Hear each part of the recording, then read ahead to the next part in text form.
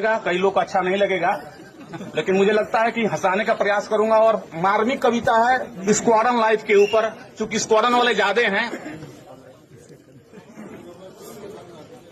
Squadron का technician ऐसा प्राणी है, हम लोग प्राणी हैं, आदमी नहीं है, जिसको परेशानी ही परेशानी है। सुबह 3 से 4 के बीच में उठता है, सीधे टॉयलेट जाता है, जिसके लिए जाता हो नहीं पाता है। सुबह 3 से 4 के बीच में उठता है, सीधे टॉयलेट जाता है, और जिसके लिए जाता है हो नहीं पाता है।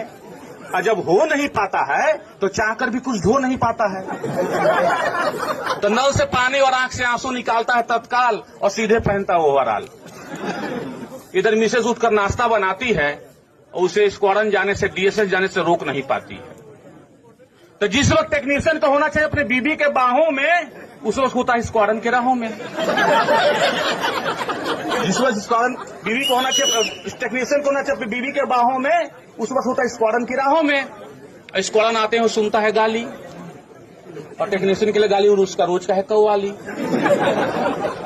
जिसे वो अक्सर सुनता है, टूल क्रीम में आकर अपना औजार चुनता है। गाली सुनकर बंदा नहीं होता है ताश, कारण टेक्नीशियन हो गया है जिंदा लाश, खत्म हो गए सारे इमोशन।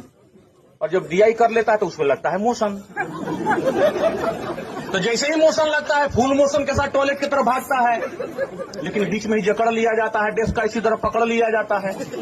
बोला मिस्टर वाई और अफरेड, आखिर कौन करेगा ये फुअर परेड? मिस्टर वाई अफरेड, आखिर कौन करेगा ये फुअर परेड? मैं बोला सर इमरजेंसी कॉल। बोला मिश्रा नौ बहाना है काल, तुमसे पहले विष्णु भी यही कहकर भागा है। मैं बोला सर वो छुआ सीटी का, इसलिए आधा घंटा पहले जागा है। वही तो खलता है कि सुबह 4 बजे कुछ भी नहीं निकलता है। खैर कुछ देर के लिए बंदा टॉयलेट में होता है मौन, तभी डेस्क का माइक होता है on. Pilot sir coming, please pay attention. इस तरह बना का बना रह जाता कॉन्स्टिपेशन। पायलट का नाम सुनते हुए उसे याद आती है नानी, किसी तरह गिराता है टॉयलेट में पानी, फिर पहुंचता है वही पेन रेस्पेक्टिव, फिर सुनने को मिलता है वही गाली, वही एडजेक्टिव।